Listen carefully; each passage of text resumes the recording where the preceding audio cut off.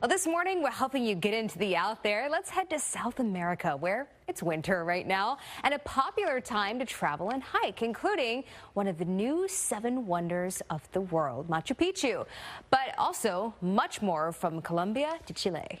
Joining us from Cusco, Peru, is traveling journalist and meteorologist Jennifer Broome. Thank you so much for being here. So yesterday you joined us in the morning from Machu Picchu, one of the 7 new wonders of the world. What's the unique thing about the trek that you just finished there?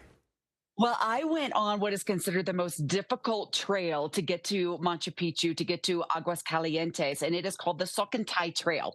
What was so special about it is that it was the first all-female trek team to do that trail ever. I did it with Alpaca Expeditions. It is a local indigenously owned company. They are really focusing in on empowering women, which is something that's a little bit unusual in a country like Peru. They're trying to push forward the role of women. So everyone on our team, from our guide Marcella to each of the trek members, to our cook team, our porter team, all females. It was just such an incredible experience. Now, I will tell you the Socontai Trail, it is longer than the more popular, more famous Inca Trail. The Inca Trail is about 25 miles long. The Socontai Trail is about 37 miles long, super steep in a lot of spots. It goes up and over 15,000 feet at the top of the pass. And then it is a tremendous descent, especially on day 2.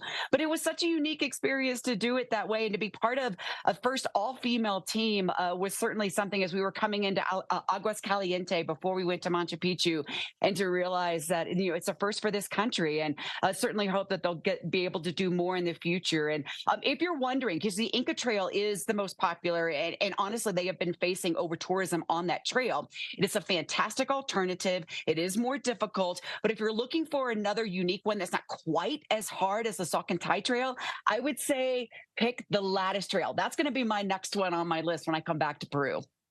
So let's talk about what it's actually like at Machu Picchu, because the journey there sounds incredible. But what was it like when you finally got there?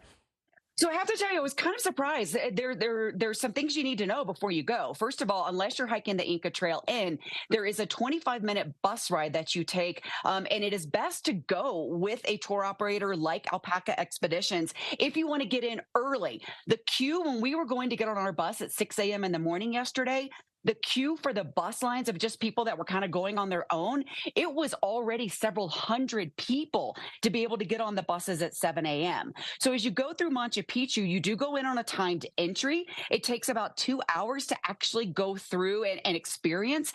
There are 5 different circuits that you can go on, and you don't get to choose. You are assigned a circuit. Each one is spectacular. Each one is beautiful.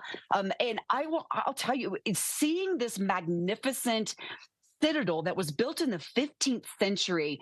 I also thought it was quite fascinating that when the Spaniards conquered the Inca Empire, they did not know about Machu Picchu. The Incas kept it secret. They kept them away from it. Now, it is very remote and difficult to get to if you were just trying to trek in. But it wasn't until 1911 that the outside world found out about Machu Picchu.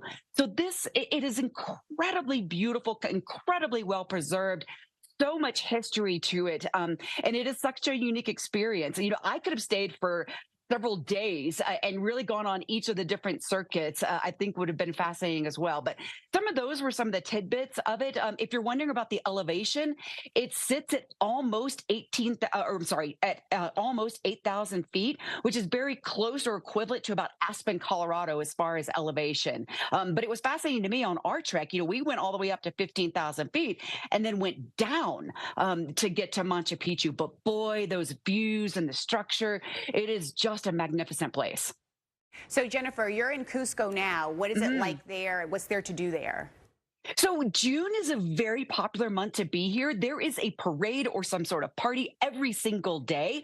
They do a whole festival kind of surrounded by the solstice. So June 21st is very important here, as well as June 24th. That is the Festival of the Sun, or Festival del Sol. Very important here. And there's just all kinds of things going on. It is such a beautiful town, very vibrant, tourist friendly. The food is outstanding here. I was shocked at the number of ruin sites, Inca ruin sites that are very, very close to town. And we also got to go to one place called Manos de la Comunidad. And it really blends the weaving with the animal welfare. And it was such a special place to go to and kind of see that aspect of the alpacas and the llamas and these traditional weavers working all side by side. You can hear the passion in her voice. It makes me want to get on a plane right now. Jennifer Broome, thank you so much for your time this morning. And please enjoy it there for all of us here that can't go. I know. I want to go to Machu Picchu so badly. I got to go now. Absolutely. And just the history behind it. I didn't know that it stayed out of world view until the 1900s. Exactly. That's unbelievable.